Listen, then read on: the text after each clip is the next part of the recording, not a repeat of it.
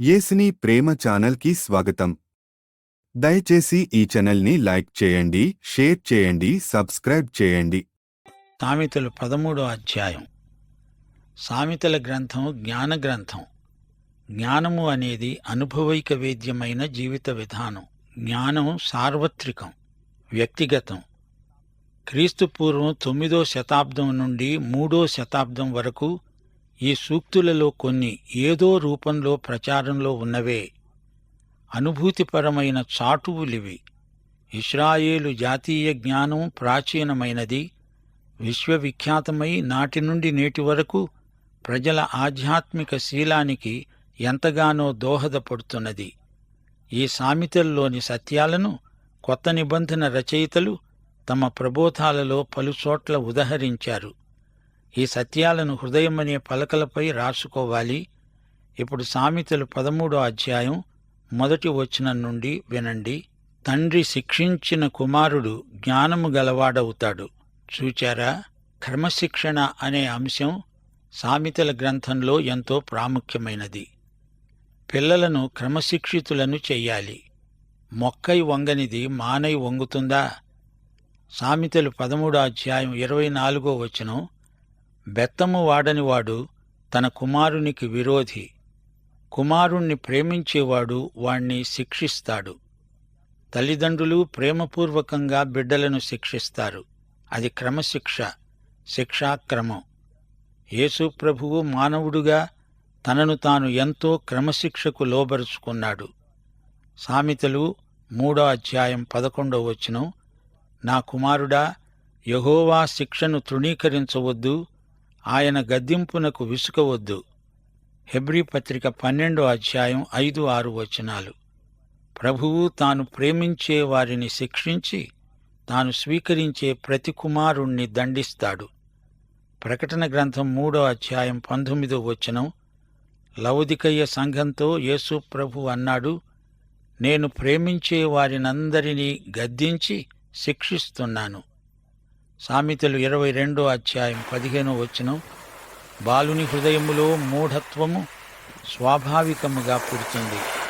శిక్షాదండము దానిని అందులో నుండి తోలివేస్తుంది. ఉత్తరోత్తర పిల్లవాడు బాగుపడాలని సదుద్దేశ్యంతోనే తల్లిదండ్రులు తమ పిల్లలను శిక్షిస్తారు. అది వధ కాదు, క్రమశిక్షణ. 19వ అధ్యాయం 18వ వచనం. బుద్ధి రావాలని నీ కుమారుణ్ణి శిక్షించు, అయితే వాడు చావాలని కోరుకోవద్దు. 23వ అధ్యాయం 13-14 వచనాలు. నీ బాలురను శిక్షించటం మానుకోవద్దు. బెత్తముతో కొడితే వాడు చావడు. పాతాళానికి పోకుండా వాని ఆత్మను నీవు తప్పించిన వాడవవుతావు. 29వ అధ్యాయం 15-17 వచనాలు. బెత్తము, గద్దింపు జ్ఞానం కలుగజేస్తాయి. అదుపులేని బాలుడు తన తల్లికి అవమానం తెస్తాడు. నీ కుమారుణ్ణి శిక్షించిన ఎడల అతడు నిన్ను సంతోషపరుస్తాడు. నీ మనస్సుకు ఆనందం కలుగజేస్తాడు. 13వ అధ్యాయం 2వ వచనం. నోటి ఫలము చేత మనుష్యుడు మేలు అనుభవిస్తాడు. విశ్వాసఘాతకులు బలాత్కారము చేత నశిస్తారు. తన నోరు కాచుకునేవాడు తనను కాపాడుకుంటాడు. ఊరు కొనక మాట్లాడేవాడు తనకు నాశనము తెచ్చుకుంటాడు. గమనించాలి, ఆత్మ నిగ్రహమంటే వాచానిగ్రహమే. నాలుక చిన్నదే గాని దానిలో వినాశాత్మకమైన దుష్టశక్తి దాగి ఉన్నది. ఆత్మనిగ్రహాన్ని అభ్యసించాలి అనుకునేవారు ముందు నాలుకతో అభ్యసించాలి. ఈ చిన్న అవయవాన్ని సాధుపరచగలిగితే గొప్ప విజేతవు. నీకు జేజేలు. నాలుక లోబడింది అంటే మిగతా అవయవాలు వాటికవే లోబడతాయి. సోమరి ఆశపడతాడు గాని అతని ప్రాణానికి ఏదీ దొరకదు. శ్రద్ధగలవారి ప్రాణం పుష్టిగా ఉంటుంది. నీతిమంతునికి కళ్ళమాట అసహ్యం. భక్తిహీనుడు నిందిస్తూ అవమానపరుస్తాడు. సోమరితనం దరిద్రానికి హేతువు. సోమరిపోతూ గొంతెమ్మ కోరికలు ఎన్నటికీ తీరేవి కావు. శ్రద్ధగా పనిచెయ్యాలి. కల్లబుల్లి మాటలను అనకూడదు, వినకూడదు. 6వ వచనం. యథార్థవర్తనునికి నీతే రక్షకము. భక్తిహీనత పాపులను చెరిపివేస్తుంది. శ్రోతలు, మేలు చేయడం మొదలుపెట్టి చూడండి. అదొక ఉద్యమమై ఎడతెగక కొనసాగుతుంది. చెడుగు కూడా అలాగే రానురాను ఎక్కువవుతుంది. పాపము ఎక్కడ విస్తరిస్తుందో కృప అక్కడే అపరిమితముగా విస్తరిస్తుంది. కృప యేసు ప్రభువుది, పాపము సైతానుది.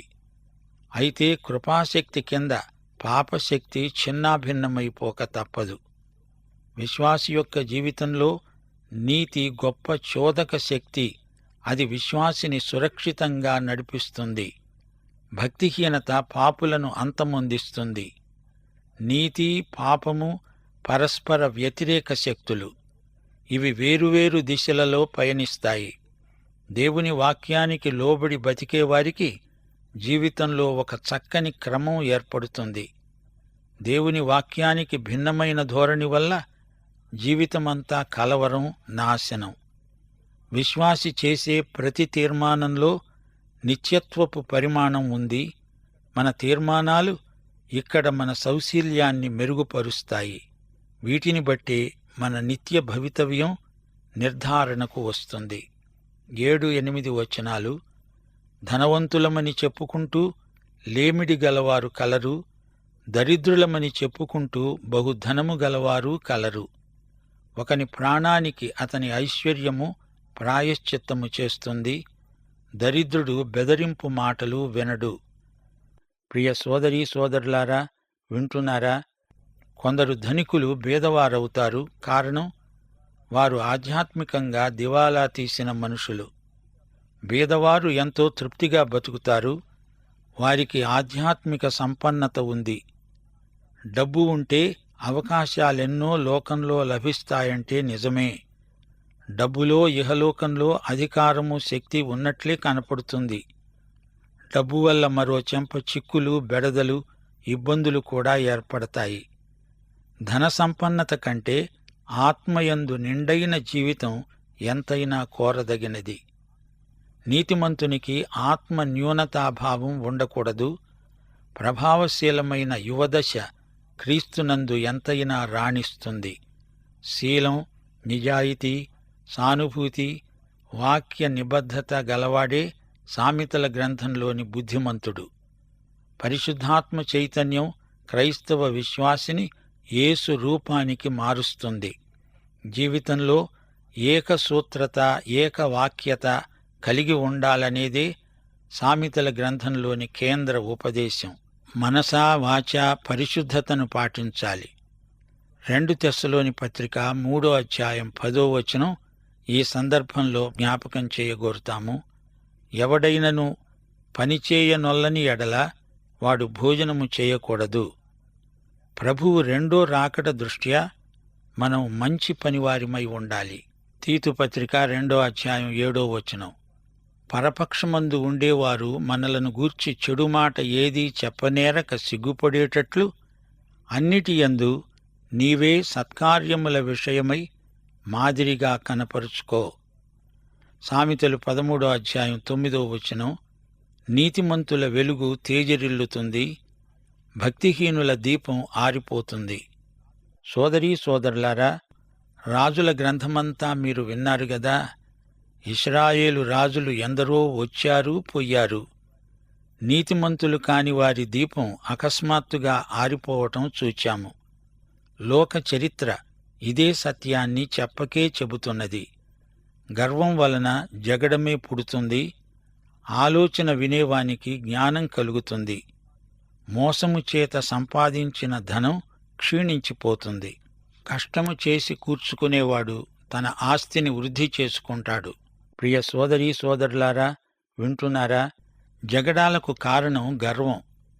ఇద్దరు జగడమాడుకుంటారు. ఇద్దరిలో ఎవ్వరూ తగ్గరు. అందుకే జగడం మరీ ఎక్కువవుతుంది. నీ లోపాన్ని నీవు ఒప్పుకుంటే జగడం అక్కడికక్కడే సమసిపోతుంది.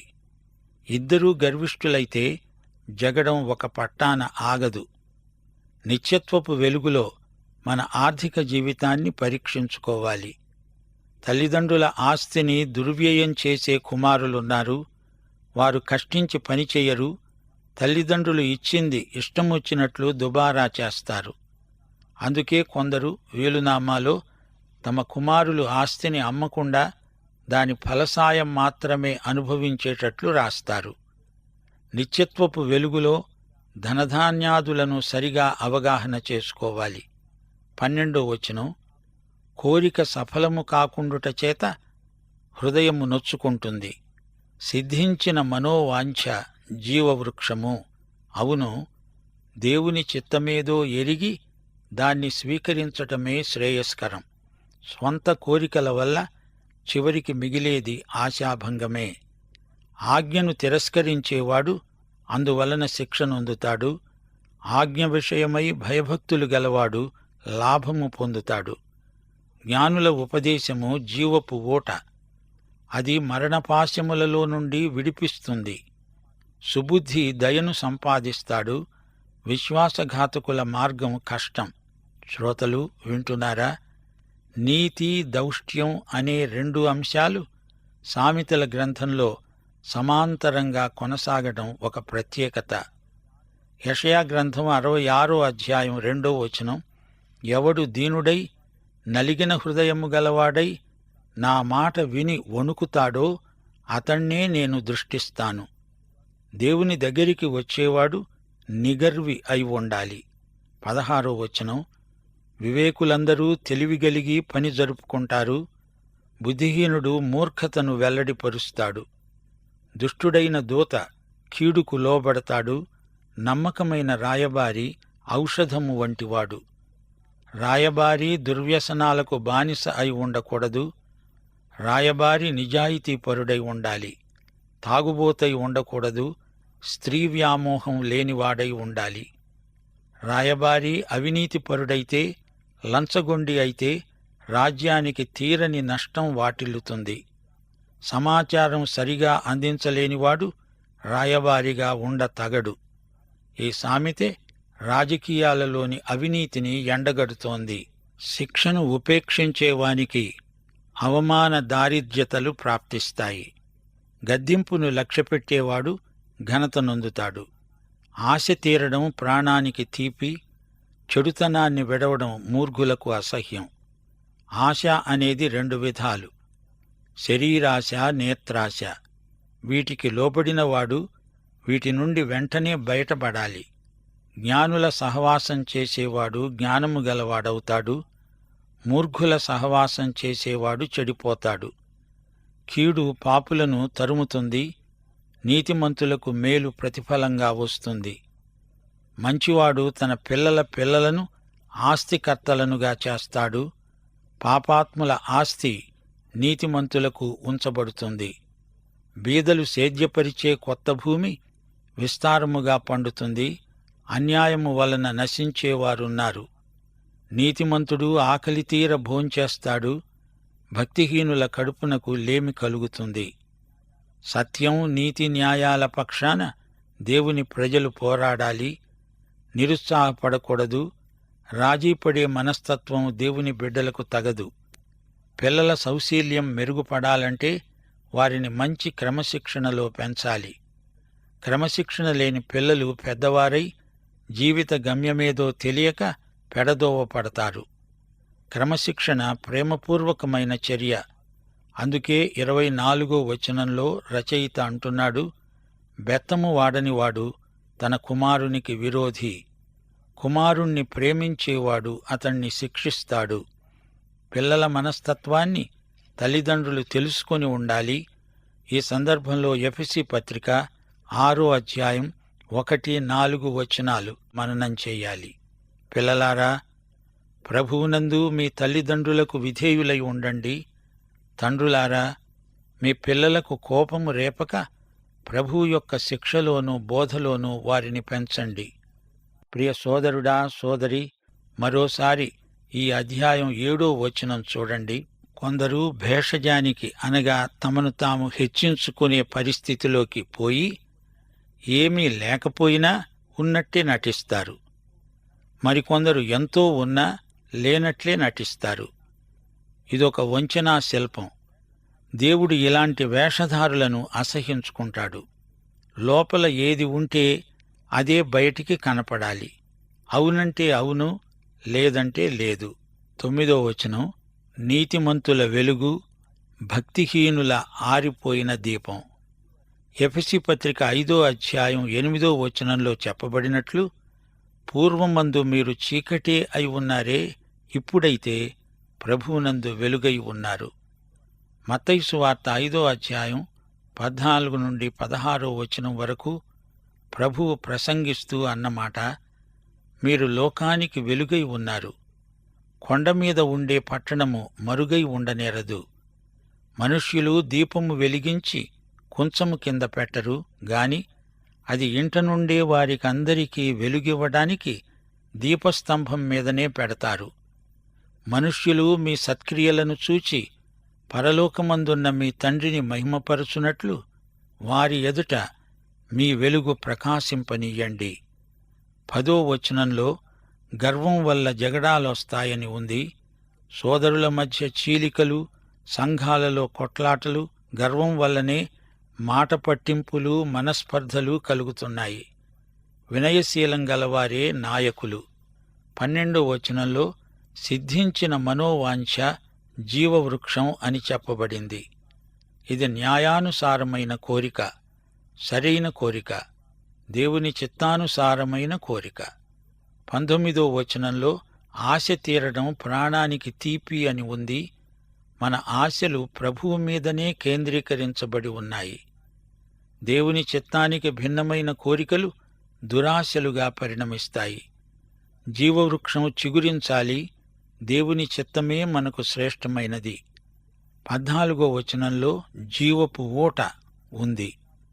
మరణపాశాల నుండి విడుదలనిచ్చే జీవపు ఊట. ఇదే జ్ఞానోపదేశం. ఈ జీవపు ఊట దేవుని బిడ్డలలో ప్రత్యేక ఆకర్షణ. అనేకులు దేవుని వైపునకు తిప్పబడతారు. దేవుని పట్ల భయభక్తులలో ఉజ్జీవం కలుగుతుంది. ఈ అధ్యాయం చివర తల్లిదండ్రుల బాధ్యత పేర్కొనబడింది. క్రమశిక్షణ, దిద్దుబాటు, సవరణ అనేవి తల్లిదండ్రులు గమనించాల్సిన ముఖ్యాంశాలు. పిల్లలను గారాబం చేసి వారిని శిక్షించకుండా పెంచితే ఒకానొక రోజున తల్లిదండ్రులు తమ నిర్లక్ష్యానికి గొప్ప వెల చెల్లించాల్సి ఉంటుంది. పిల్లలు ఎదిగే కొద్దీ మూర్ఖులై, స్వార్థపరులై, సానుభూతి లేనివారుగా తయారవుతారు. దేవుని చిత్తం బొత్తిగా గ్రహించలేని అహంభావుకులవుతారు. చిన్న పిల్లలను చేజేతులా నరకపాత్రులను చేసే తల్లిదండ్రులకు ఇదొక గొప్ప హెచ్చరిక. పిల్లలను దేవుని మార్గంలో పెంచండి, వారిని నిర్లక్ష్యం చేయకండి. బైబిలు మనకు పిల్లల పెంపకాన్ని గురించి పలు విధాలుగా బోధిస్తోంది. తల్లిదండ్రులు దేవుని ఉపదేశాలను తమ పిల్లలకు అందించే విషయంలో దేవునికి లెక్క అప్పగించాల్సిన గృహ నిర్వాహకులు. హన్నా సమూయేలును ఎలా పెంచింది మరొక్కసారి జ్ఞాపకం చేసుకోండి. ఆమెకు దేవుడిచ్చిన కుమారుడు, గొడ్రాలికి కలిగిన శిశువు, అది దేవుని అద్భుతం. పుట్టుక నుంచే సమూయేలు దేవుని బిడ్డ అని చెప్పి ఆమె ఆ బాలుణ్ణి శ్రద్ధగా పెంచింది. అలాగే తల్లిదండ్రులు తమ పిల్లలు మొదట దేవుని పిల్లలు అని, ఆయనకే చెంది ఉన్నారని నమ్మి దేవుని కోసమే వారిని పెంచాలి. దేవుని పట్ల విశ్వాసాన్ని వారి చిన్నారి హృదయాలలో ప్రకల్పన చెయ్యాలి. పెరుగుతున్న పిల్లలకు తల్లిదండ్రులు తోడు నీడగా, స్నేహితుల్లాగా వ్యవహరించాలి. నిరంకుశులు కాకూడదు. పిల్లల జీవితాలలో ప్రతి చిన్న విషయాన్ని దేవుని వెలుగులోకి తేవాలి. దేవుణ్ణి సంతోషపెట్టే మనస్తత్వం పిల్లలకు అలవరచాలి.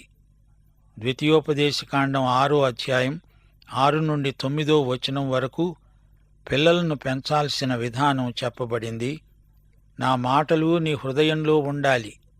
నీ కుమారులకు వాటిని అభ్యసింపచేసి నీ ఇంట కూర్చుండేటప్పుడు, త్రోవను నడిచేటప్పుడు, పండుకునేటప్పుడు, లేచేటప్పుడు వాటిని గూర్చి మాట్లాడాలి. అయితే మొట్టమొదట నీ పూర్ణ హృదయముతో, పూర్ణాత్మతో, నీ పూర్ణ శక్తితో నీ దేవుడైన యెహోవాను ప్రేమించాలి. దైవాశీస్సులు. ఆమేన్. దయచేసి ఈ ఛానల్ని లైక్ చేయండి, షేర్ చేయండి, సబ్స్క్రైబ్ చేయండి.